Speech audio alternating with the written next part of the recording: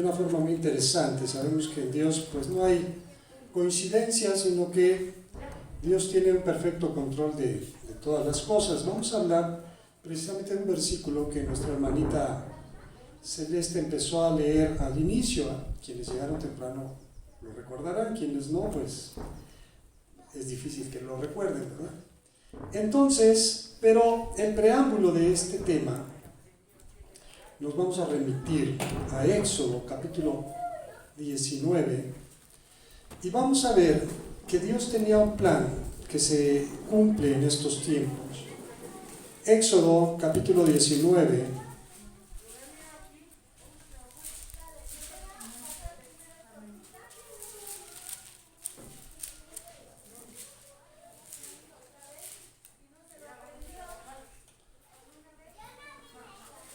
Está el pueblo de Israel en el monte Sinaí, después de haber salido de la esclavitud de Egipto, y Dios había manifestado su poder, su gloria, su magnificencia para sacarlos, para arrancarlos de la esclavitud. Sabemos, y vamos a verlo en esta analogía, sabemos que Egipto representa el pecado, representa precisamente de Dios, donde Dios nos sacó y de la manera en que Dios lo hizo.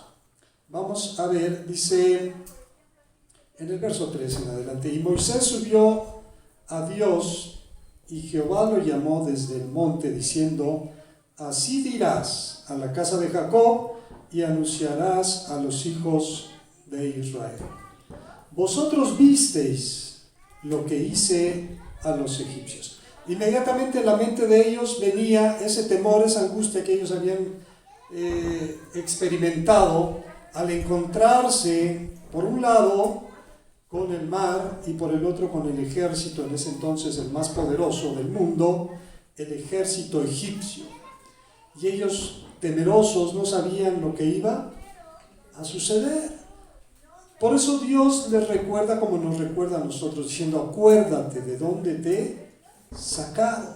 Vosotros visteis lo que hice a los egipcios, y cómo os tomé sobre alas de águila, y os he traído ¿a dónde? A mí. Quiero que quede muy presente esta palabra. A veces la leemos en el Antiguo Testamento, pero todo tiene un cumplimiento en la persona de Jesús. Amén.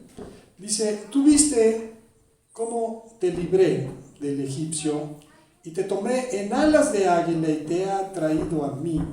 Ahora pues, si dieres oído a mi voz y guardares mi pacto. ¿Qué es lo que quiere Dios de nosotros? ¿Qué es lo que pide el Señor de nosotros? Dice la Escritura: Él te ha mostrado lo que Él quiere de ti. Amar justicia, hacer misericordia y ser humilde ante tu Dios. ¿Qué quiere Dios de nosotros? Que aprendamos obediencia. Sin obediencia no hay bendición. Sin obediencia no hay prosperidad, sin obediencia no hay paz. Si no obedecemos a Dios, no recibiremos ninguna promesa, porque toda promesa tiene la condición de la obediencia. Ahora pues, si dieres oído a mi voz y guardareis mi pacto, vosotros seréis mi especial tesoro. Un tesoro especial para Dios. ¿Qué es un tesoro? Algo que es valioso, algo que es importante. No solamente representa quizás oro o plata o piedras preciosas, a veces se trata de algo que la gente atesora. Por eso dice que lo atesora, porque para él es algo valioso. Dios dice: ustedes van a ser mi especial ¿qué? Tesoro.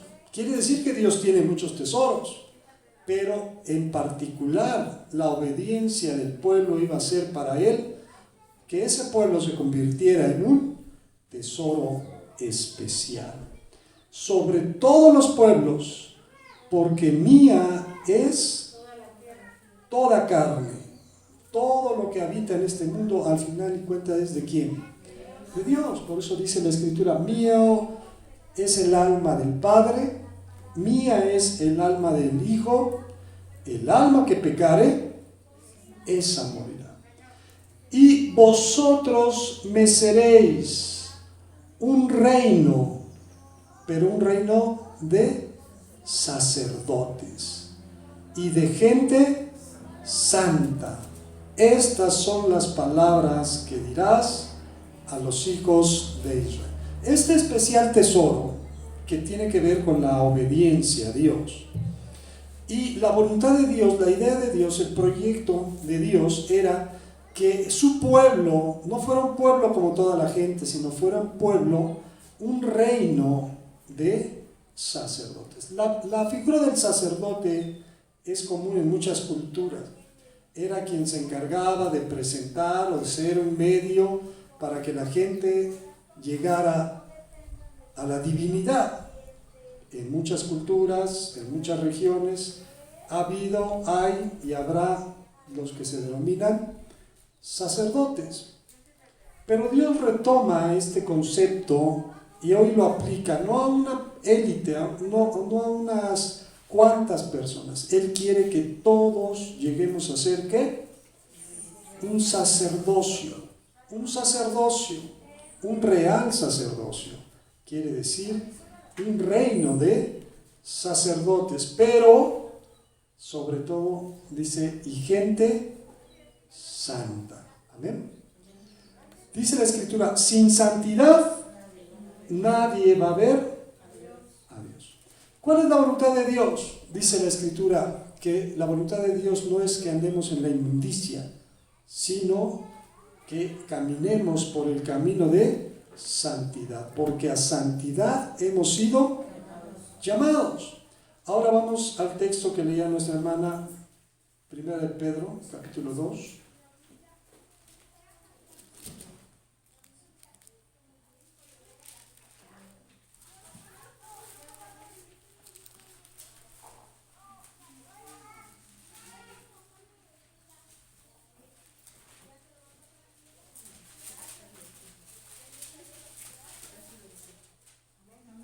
Capítulo 2, verso 9 en adelante. ¿Ya lo tenemos?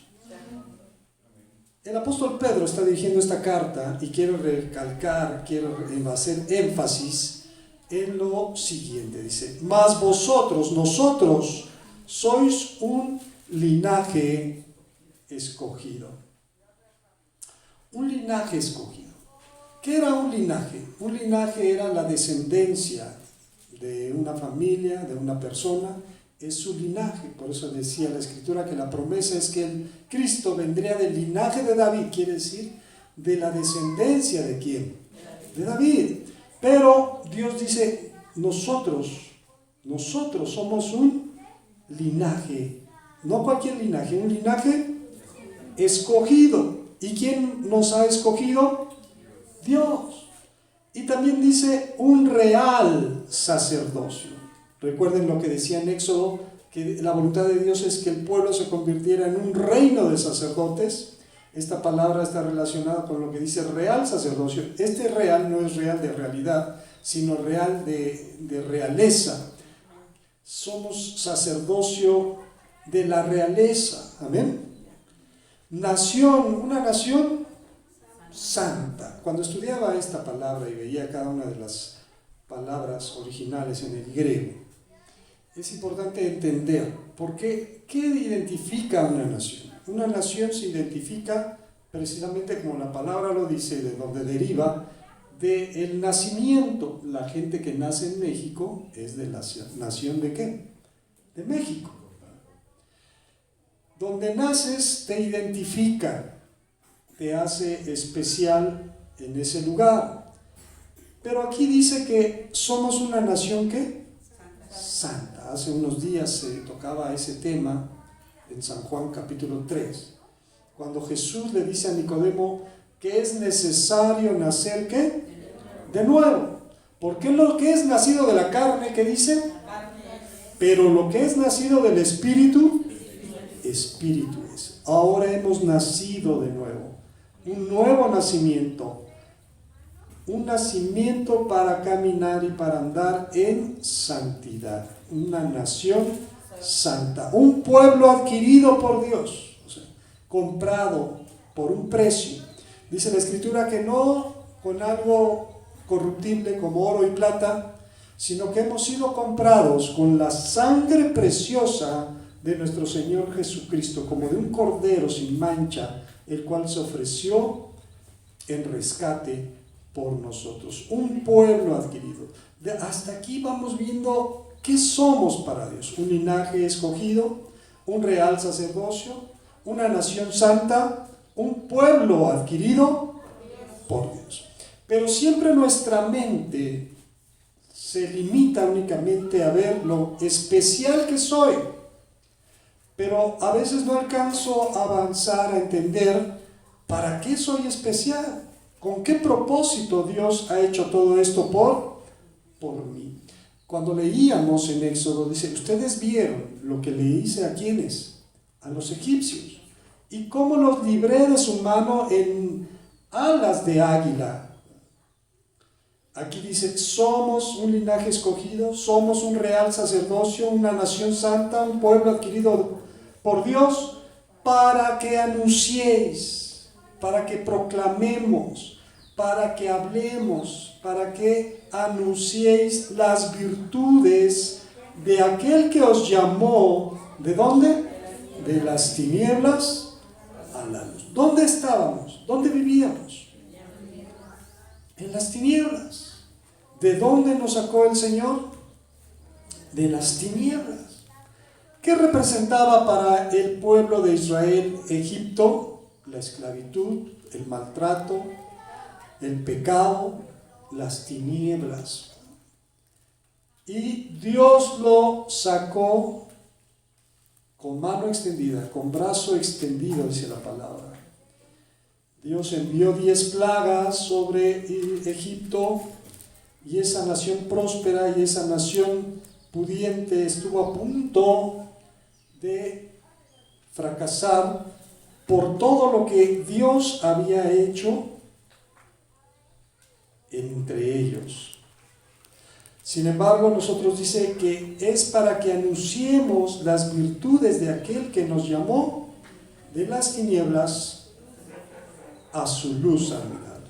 Vosotros, nosotros, hermanos, usted y yo, que en otro tiempo no éramos, quiere decir que no significábamos nada para quién, para Dios. Dios había escogido un pueblo y todos los que no pertenecían a ese pueblo estaban prácticamente fuera de la gracia y de la voluntad de quién, de Dios. Nosotros no éramos pueblo, pero ahora somos pueblo de quién, de Dios.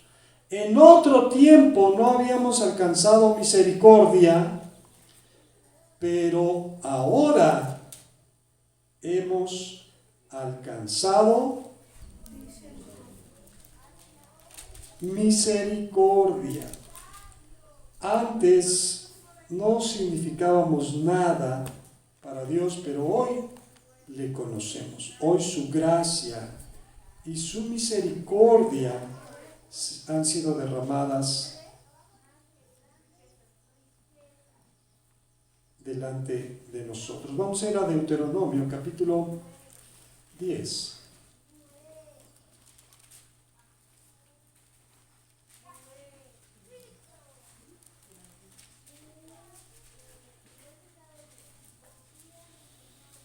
¿Ya lo tenemos? Ok. Versículo 12 dice, ahora pues Israel, ¿qué pide Jehová tu Dios de ti?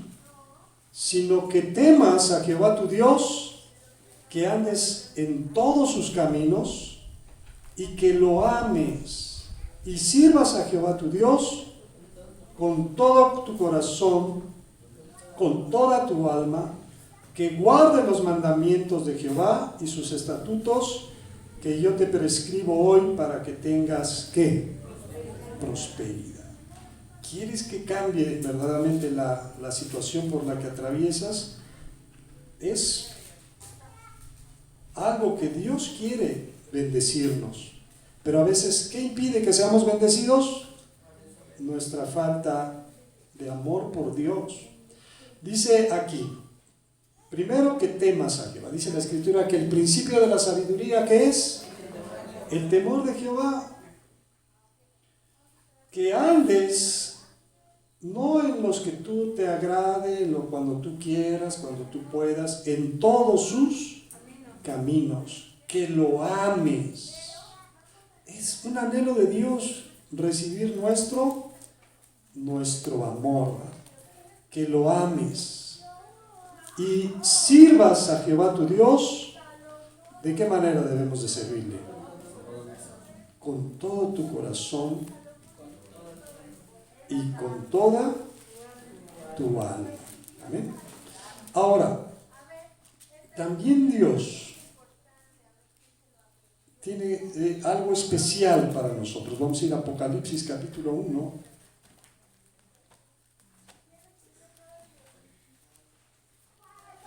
Apocalipsis capítulo 1.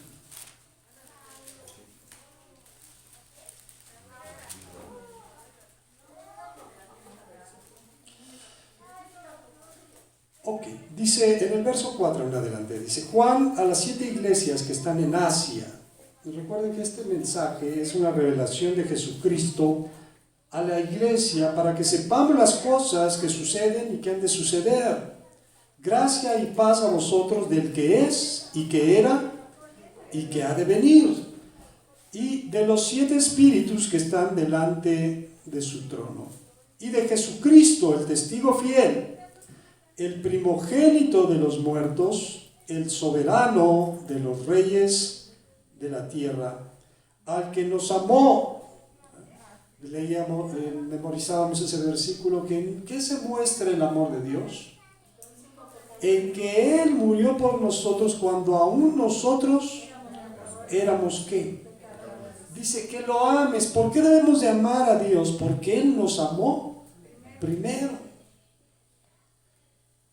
Al que nos amó y nos lavó de nuestros pecados con su sangre. Y nos hizo reyes y sacerdotes para su Dios. Ese real sacerdocio. Reyes y sacerdotes. El rey reina, el sacerdote presenta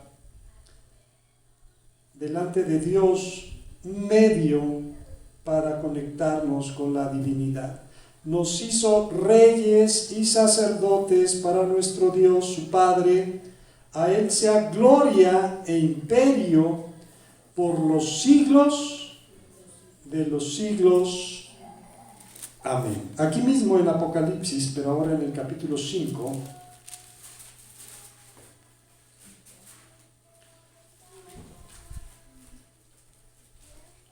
vamos a ver desde el verso 8, ¿ya lo tenemos? Dice: y cuando hubo tomado el libro, los 4 seres vivientes y los 24 ancianos se postraron delante del Cordero. Todos tenían arpas y copas de oro llenas de incienso, que son las oraciones de los santos. Y cantaban un nuevo cántico, diciendo: digno eres de tomar el libro y de abrir sus sellos, porque tú fuiste inmolado y con tu sangre nos has redimido para Dios, de todo linaje y lengua y pueblo y nación, y nos has hecho para nuestro Dios, que nos hizo reyes y sacerdotes, y reinaremos sobre la tierra. Amén. Pero recordemos también el llamado del pueblo de Israel, porque Dios le dice claramente, dice: mira, Dios te escogió, no porque hubiera sido el mejor de los pueblos, ni el más fuerte, ni el más valiente, no, simplemente porque le agradó ¿a quién? A Dios. Nosotros hemos sido escogidos por Dios, no por otra cosa, sino por su misericordia.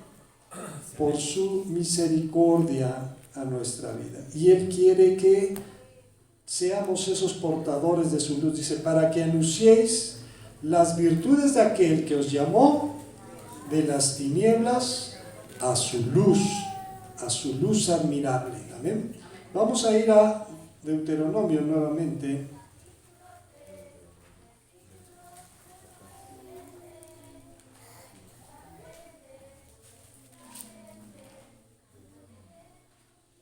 capítulo 7.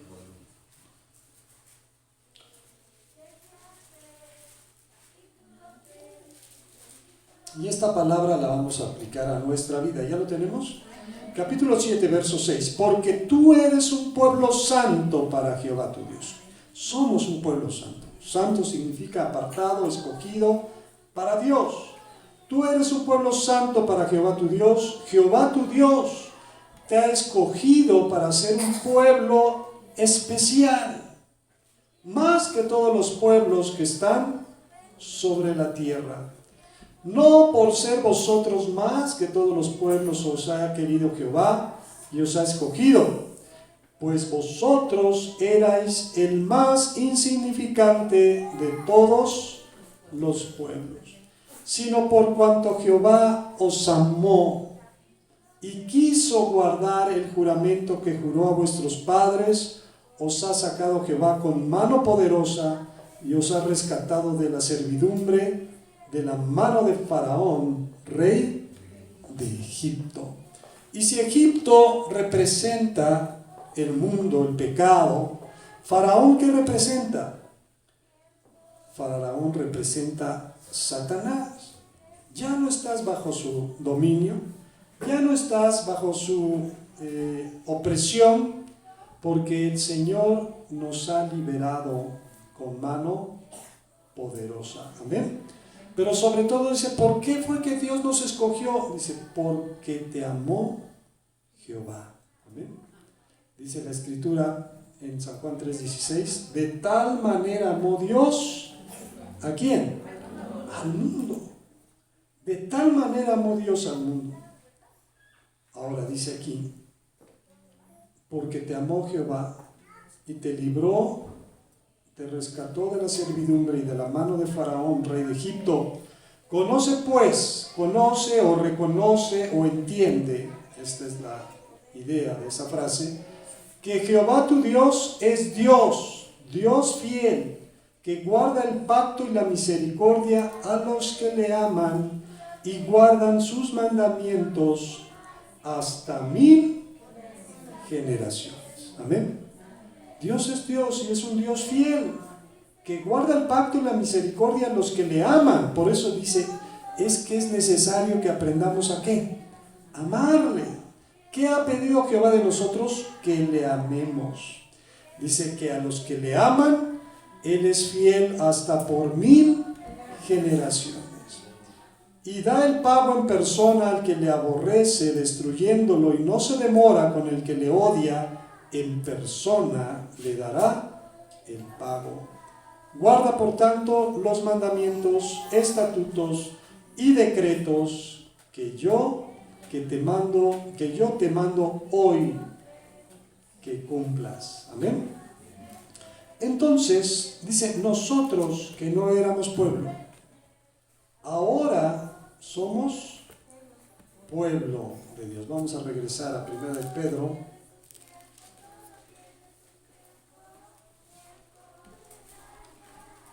Versículo 10.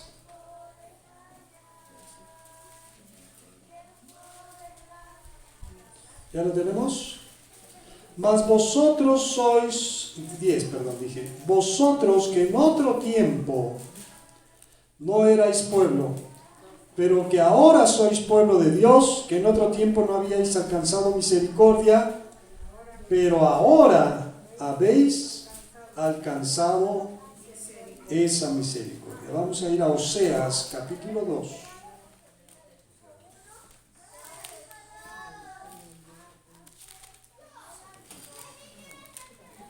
Oseas, capítulo 2.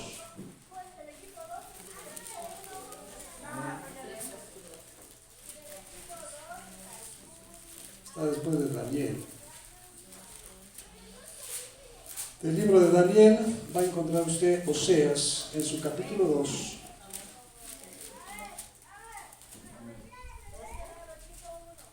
Oseas 2.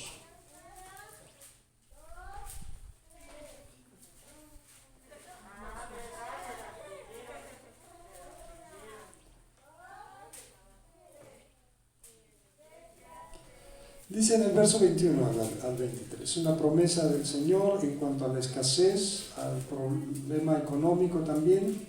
Dice, en aquel tiempo responderé, dice Jehová, yo responderé a los cielos y ellos responderán a la tierra.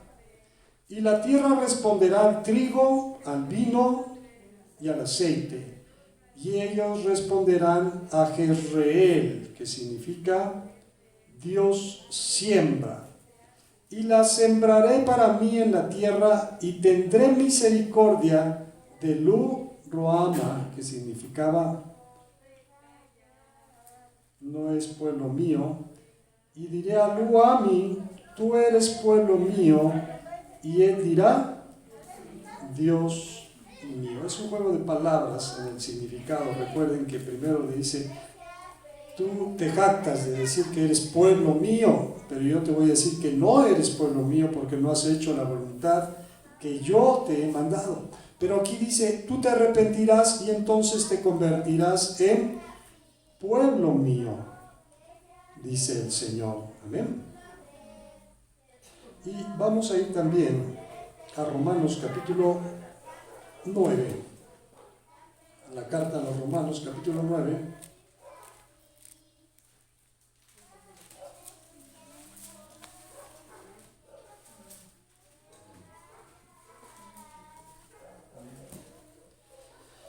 Y hace una referencia precisamente a esta profecía de Oseas, capítulo 9, versículo 25. ¿Ya lo tenemos? Como también en Oseas dice, llamaré pueblo mío al que no era mi pueblo, y a la no amada, ¿cómo la iba a llamar? Amada. Y el lugar donde se les dijo, vosotros no sois pueblo mío, allí serán llamados hijos del Dios viviente. Allí serán llamados hijos del Dios viviente. Entonces, hermanos, recapitulando lo que estamos viendo, dice que Él nos ha hecho un linaje escogido, una descendencia escogida por Dios, una nación santa, un pueblo adquirido por Dios, un real sacerdocio, para que anunciemos las virtudes de aquel que nos llamó de las tinieblas a su luz admirable. Y si andamos en su luz, esa luz debe reflejarse ¿dónde? En nosotros. Jesús dijo, si tu ojo es luz, todo tu cuerpo andará ¿en qué? En luz. Pero si tu ojo es tinieblas, ¿cuán oscuras serán las verdaderas tinieblas? Dando a entender de que debemos de llenar nuestra vida de Dios. Amén. Debemos de llenar de ese anhelo de obedecerle, y esa obediencia no es como una carga, como un mandato, sino es el resultado del amor. Debemos de aprender a amar a Dios, porque Él nos amó primero. Amén. Que el Señor nos bendiga y que el Señor nos guarde. Ok.